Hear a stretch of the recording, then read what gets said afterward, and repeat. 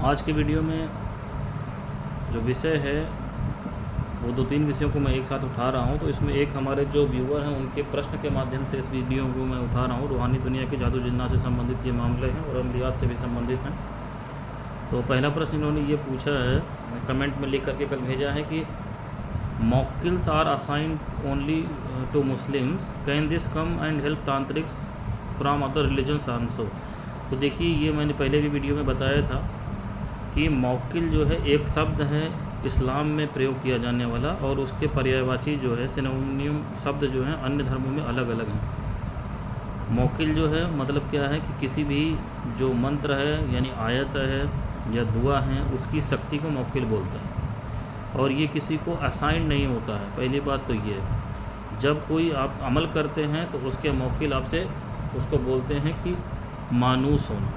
मतलब क्या है कि किसी अमल की ज़कात अदा कर दी आपने, मान लीजिए कि सूर्य मुजम्मिल शरीफ की ज़कात अदा करी, तो सूर्य मुजम्मिल शरीफ के जितने मौकिल होंगे उनकी रूहानियत बेदार हो जाएगी, आपके साथ उनके वो मानूस हो जाएंगे और वो आपके लिए काम करेंगे जैसा भी। अब जब आपका अमल पूरा हो जाएगा, जिस काम के लिए आप उनका प्रयोग करें, चाहे आप अच्छा करो चाहे बुरा करो, मौकिल मतलब एक शक्ति।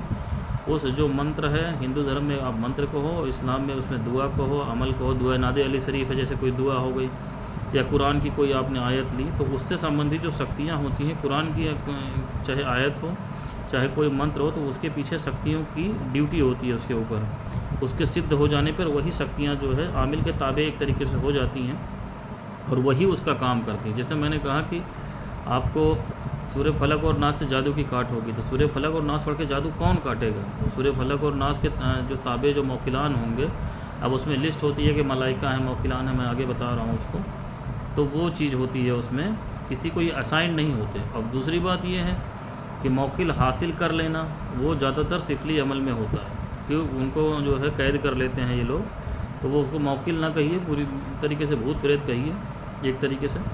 और इसमें जो मौकिलान है वो वही है कि अमल की रूहानियत आपको मिल गई। जैसे चहलकाब शरीफ का किसी ने अमल कर दिया, नादेली शरीफ का कर दिया, तो उसकी रूहानियत उससे जो है मानूस हो गई, और उसके मौकिलान जो हैं, जो शक्तियाँ हैं, उसके लिए काम करेंगी। लेकिन जायज़ काम आप उनसे करवाओगे तब तो वो आपके लिए फ़ायदेमंद है, नाजायज़ काम आप करवाओगे तो वही आपके दुश्मन बन जाएंगे। ठीक है, तो इस तरीके से ये कंसेप्ट है दोनों धर्मों में। जो मंत्र की आप सिद्धि करते हैं या जो आयत या सूरत की आप सिद्धि करते हैं, उसकी जो रूहानियत, उसके ताबे जितनी मखलूक होती हैं वो आपके मददगार बन जाते हैं। अब उसमें कुछ जो है ज़ाहिरी तौर पे आ जाते हैं, बड़ा अमल करने पर, बड़े चिल्ले करने पर, तो वो ज़ाहिरी आपको आकर के अपना परिचय देते हैं कि भाई मैं ये हूँ, मेरी ड्यूटी इस पे है, और जो है आप जब बुलाओगे तो मैं आ जाऊँगा। तो वो ज़ाहिरी, तो ये जो है आमिल की क़ुव्वत के ऊपर होता है। अगर आमिल की बातनी क़ुव्वत है, मतलब उसकी तीसरी आँख खुली हुई है, जिसको नज़र खोलना कहते हैं, उस पर मैं अलग से एक वीडियो बनाऊँगा, तब मौकिलान उसको दिखाई पड़ते हैं। और अगर उसकी बातनी क़ुव्वत ऐसी नहीं है तो फिर उसको दिखाई नहीं पड़ेंगे, उसके बुलावे पे वो काम करते रहेंगे। प्रत्यक्ष रूप से उनसे ना तो बात कर पाएगा,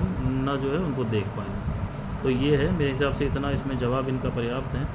दूसरा इन्होंने पूछा है कि रुजत क्या होती है। उतारे के अलावा जो है कोई गलती करता है अगर तांत्रिक या आमिल अपने अमल में, तो चाहे जिक्र कर रहा हो अमल, तो उसमें किसी भी तरीके से रुजत होती है, तो बिल्कुल होती है। इसीलिए इसमें गुरु ज़रूरी होता है। गुरु जो आपका हो, चाहे हिंदू विधि में हो चाहे वो इस्लामिक विधि में हो, गुरु ने जितना विधान बताया आपको वही विधान पूरा अपनाना है। और अगर आप विधान से गलती करा, कुछ और करा, अपने गुरु के बताए विधान से अलग चले, तो आप पे रुजत आ जाएगी, तुरंत उस अमल की रुजत आ जाएगी। बीच में अमल छोड़ दिया तो भी, कोई भी गलती हुई, बीच में अमल छोड़ दिया तो रुजत आ जाएगी, उसमें विधान में गलती कर दी तो रुजत आ जाएगी पूरी तरीके से। या गलत साधना कर ली बिना गुरु की, तब तो बहुत तगड़ी रुजत आएगी। रुजत का मतलब क्या है, उसकी जो रूहानियत होगी आपके खिलाफ काम करने लगेगी। ऐसे भी बहुत सारे केसेस हम लोगों ने ठीक करे हैं। मैंने गायत्री मंत्र के ऊपर एक वीडियो बनाया है, आप चाहें उसको देख सकते हैं, क्योंकि कोई समस्या इस तरीके की हो जाती है तो हिंदू विधान में गायत्री मंत्र इसमें समाधान है। और इस्लाम में जो है दुरूद शरीफ है, जितनी तादाद में आपने वो अमल पढ़ा फिर उतनी ही तादाद में दुरूद शरीफ पढ़ना पड़ता है, तब जाके उसकी रुजत ख़त्म होती है। बिस्मिल्लाह शरीफ से भी कुछ तरीक़ेकार हैं उसके रुजत को ख़त्म करने के, और हिंदू धर्म में गायत्री मंत्र से मैंने बता रखा है पहले से। तो रुजत इसी तरीके से होगी, जब तक वो रुजत कटेगी नहीं, चाहे वो गलत अमल से हुई हो चाहे आपकी गलती से हुई हो, तब तक आप उसकी परेशानी में आएंगे। और ये तो ये गलत की मैंने बताई। दूसरी बात है कि अमल का प्रभाव जो होता है, जैसे कोई चिल्ला करोगे आप या मंत्र की सिद्धि करोगे, तो उसकी रूहानियत जब आपके साथ बेदार होगी, आपके ऊपर उतरेगी, तब भी रुजत आएगी। जिस तरीके का वो मंत्र होगा, जब उसका प्रभाव कहाँ जाएगा, फिर उसकी आपने सिद्धि कर ली, या मंत्र को जगा लिया आप कहें, या अमल की ज़कात अदा कर दी, तो वो अमल की रूहानियत आपके ऊपर उतरेगी, तो आप वही नहीं रह जाओगे ना कि जैसे चल रहे हो वही रहोगे। वो पूरी रूहानियत आपके शरीर में रोम रोम में घुसेगी पूरी तरीके से। ये 7 लताइफ जैसे कहे गए हैं इस्लाम में, हिंदू धर्म में 7 शरीर, तो अंदर के शरीरों पे उसके प्रभाव होता है, तो बिल्कुल पागलों जैसी हालत हो जाएगी। इसीलिए जो है चिल्ला कसी के दौरान उसको आमिल को, या हिंदू धर्म में कहें साधक को, जो है अलग बैठाया जाता है, घर में रह के नहीं किया जाता है ये सब। क्योंकि जब आप करोगे, जिस दिन उसका पूरा होगा चिल्ला या अनुष्ठान या पुरस्चरण, उसके बाद उसका प्रभाव आना हो, तो उसमें भी 10 दिन, 15 दिन, 20 दिन, 40 दिन जैसा अमल हो उतना समय लग जाएगा। एक दिन में आप थोड़ी ना पचा पाओगे उसको, वो टुकड़े टुकड़े में आता, सर में दर्द, उल्टी, दस्त होना, बुखार आ जाना, आमिलों की कमर टूट जाती है, अस्पताल पहुंच जाते हैं वो लोग। कितने कितने केसेस हम लोगों ने देखे। साधना को आप करोगे तो उसके प्रभाव के पचाओगे कैसे? वो आपके शरीर में घुसेगा ना, तो आप वही थोड़ी ना रहोगे। जो आपके शरीर में कचरा है वो उसको निकालेगा भी पूरी तरीके से, उसको प्रभाव डालेगा, आपको जलाएगा पूरी तरीके से। अमल जिस तरीके का होगा, चहलकाप के अमल किसी कुछ गलत लोगों ने कर लिया, उनकी मौत हो गई, वो मर गए पूरी तरीके से, गुरु ने मना करा था, तो ऐसे तमाम वाक़ई हैं। तो ये जो है रुजत पॉजिटिव भी होती है, नेगेटिव भी होती है, इसलिए गुरु सबसे ज़्यादा महत्वपूर्ण होता है। गुरु के मार्गदर्शन में आप कुछ भी करोगे तो नहीं दिक्कत होगी, नहीं तो हर तरफ से परेशानी ही परेशानी है। फिर तीसरा इन्होंने प्रश्न पूछा है कि रैंक ऑर्डर ऑफ मलाइका, मुवक्किल, सुर्ख जिन्नात और अदर एंटिटीज़। तो देखिए इसमें इसको आप ऐसे समझिए कि मलाइका मतलब जिसको फरिश्ते कहते हैं, और हिंदू धर्म में इनको देवता कहते हैं, ये सबसे ऊपर होते हैं। फिर उसके नीचे जो है मौक्किल की श्रेणी होती है, उसके हिंदू धर्म में अलग अलग नाम हैं। कहीं भैरव उनको कहते हैं, कुछ उसमें यक्ष हैं, अलग अलग कैटेगरी है।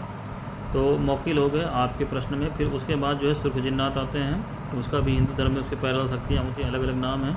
उसके बाद फिर आपके नॉर्मल जो है जिन्नात की श्रेणी होती है। तो जिन्नात की ये सब इकसाम एक तरीके से नीचे की बहुत सारी हैं, तो उनका अलग अलग दुनिया के सभी धर्मों में अलग अलग नाम है। लेकिन आप ऐसे समझो इन सबको मिला करके रूहानी मखलूक कहा जाता है, और ये सब किसी अमल के हिसाब से होते हैं। सबसे ऊपर मलाइका होते हैं जिनको देवता कहते हैं, और उनके नीचे ही ये सारी चीज़ें होती हैं, मौक्किल और सुर्ख जिन्नात और जो है जिन्नात। अब उसमें दुनिया भर के इकसाम हैं, देवी देवता, भैरव, चुड़ैल, डाइन, तो इस तरीके से आर्डर में चलते हैं। और ये जो आप अमल करते हो उसी के ताबे ये होते हैं, उसी के हिसाब से काम करते हैं। जैसे अमल की रूहानियत होगी उसी हिसाब से इनकी ड्यूटी लगती है। जो सिफली अमाल के होते हैं उनको भोग प्रसाद चढ़ावा, बलि, मनौती जो उनको दिया जाए संबंधित देवी देवता को, तो वो जब देवी देवता लेते हैं तो वो इनको हुक्म जारी करते हैं। जिस देवी देवता के लिए आप बलि देते हो, शराब देते हो, मांस देते हो, उन्हीं की ये टीम होती है, वो इनको हुक्म जारी होता है। उन्हीं का मंत्र आपने सिद्ध कर रखा है, तो उनको जब आप भोग बलि या जो उस काम के लिए सामान चाहिए वो देते हो, तो वो इन्हीं लोगों के, वो देवी देवता थोड़ी ना खाते हैं। किसी देवी देवता को बलि चढ़ाओगे, बलि का क्या करेंगे? वो यही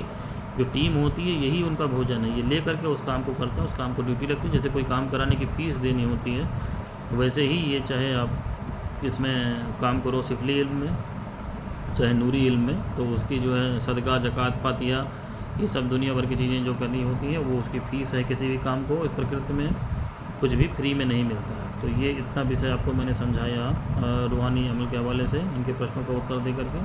आज की वीडियो में इतना ही।